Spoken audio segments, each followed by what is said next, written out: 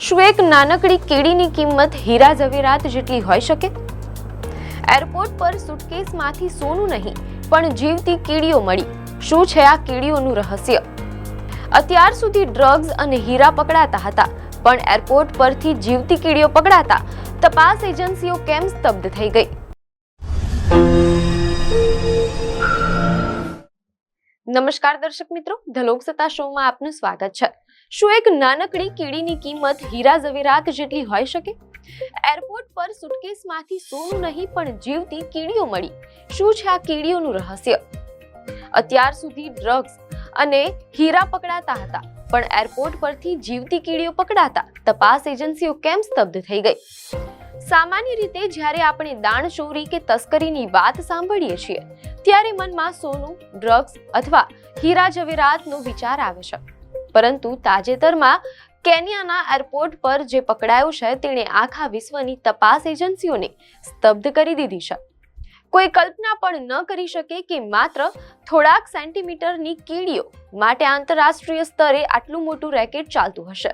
આજે આપણે વાત કરીશું કેન્યાના નેરોબી એરપોર્ટ પર પકડાયેલી લગભગ 2000 થી વધુ કીડીઓની, જેની કિંમત અને માંગ જાણીને તમે ચોંકી જશો.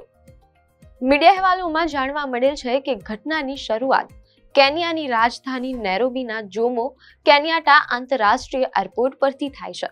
સુરક્ષા તપાસ દરમિયાન અધિકારીઓને એક ચીની નાગરિક ઝાંગ કેકુન પર શંકા ગઈ. જ્યારે તેના સામાનનું સ્કેનિંગ કરવામાં આવ્યું, ત્યારે કંઈક અસામાન્ય હિલચાલ દેખાઈ. ઊંડી તપાસ કરતા જે મળ્યું તે જોઈને કસ્ટમ અધિકારીઓ પણ અચંબો પામી ગયા. ઝાંગના સામાનમાંથી હજારોની સંખ્યામાં જીવતી કીડીઓ મળી આવી. મીડિયા અહેવાલો અનુસાર આ કોઈ સાધારણ કીડીઓ નહોતી, પરંતુ ખાસ પ્રકારની ક્વીન ગાર્ડન એન્ટ્સ હતી. આ તસ્કર આ કીડીઓને કેન્યાના જંગલોમાંથી ચોરીને ગુપ્ત રીતે ચીન લઈ જવાની ફિરાકમાં હતો. આ દાણચોરીમાં સૌથી ચોંકાવનારી બાબત કીડીઓને છુપાવવાની પદ્ધતિ હતી. મીડિયા અહેવાલોમાં જાણવા મળેલ છે કે ફરિયાદી એલન મુલામાએ કોર્ટમાં જણાવ્યા મુજબ આરોપીએ કીડીઓને જીવતી રાખવા માટે અને પકડાય નહીં તે માટે ખાસ વ્યવસ્થા કરી હતી. લગભગ 1948 કીડીઓને નાની નાની લેબોરેટરી ટેસ્ટ ટ્યુબમાં પેક કરવામાં આવી હતી.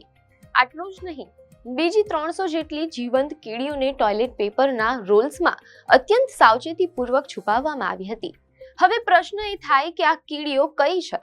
મીડિયા અહેવાલોમાં જાણવા મળેલ છે કે વૈજ્ઞાનિક ભાષામાં તેને મેસર સેફાલોટ્સ કહેવામાં આવે છે. આ કીડીઓ તેમના કદ અને તેમની વસાહત બનાવવાની અદ્ભુત ક્ષમતા માટે જાણીતી છે.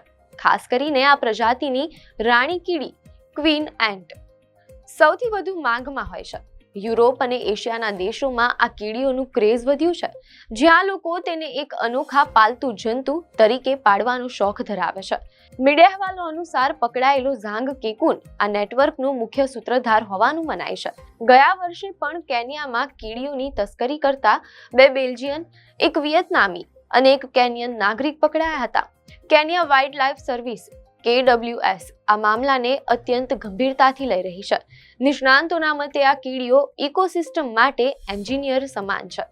તે જમીનમાં ઊંડા દરો બનાવીને માટીને પોચી બનાવે છે અને પોષક તત્વોનું ચક્ર જાળવી રાખે છે. જો હજારોની સંખ્યામાં આ રાણી કીડીઓને જંગલોમાંથી દૂર કરવામાં આવે તો તે વિસ્તારની જૈવ વિવિધતા જોખમમાં મુકાઈ શકે છે.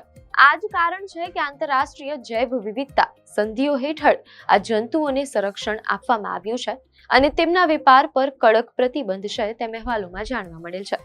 સાથે જ મીડિયા અહેવાલોમાં એમ પણ જાણવા મળેલ છે કે તસ્કર ઝાંગ અગાઉ પણ અલગ પાસપોર્ટનો ઉપયોગ કરીને કેન્યાથી ભાગી છૂટ્યો હતો, જે દર્શાવે છે કે આ ગુનેગારો કેટલા શાતિર છે.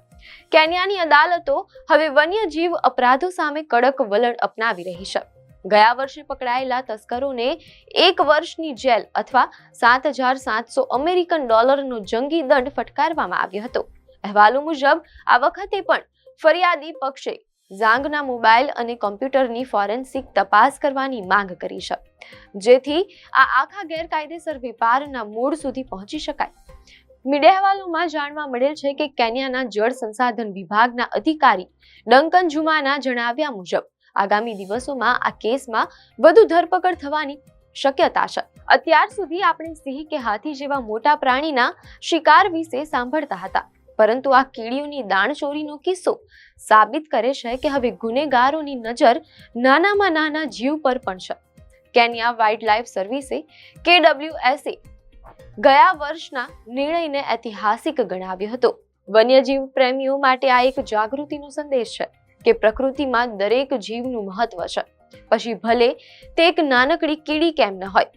વન્યજીવોના શોખ માટે જૈવ વિવિધતા સાથે ચેડા કરવા એ માત્ર ગુનો નથી, પરંતુ પર્યાવરણીય વિનાશનું પણ કારણ બની શકે છે.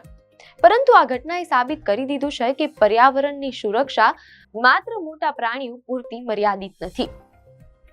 આપને માહિતી સારી લાગી હોય તો વિડીયોને લાઈક અને શેર કરજો, ચેનલને સબસ્ક્રાઇબ કરજો.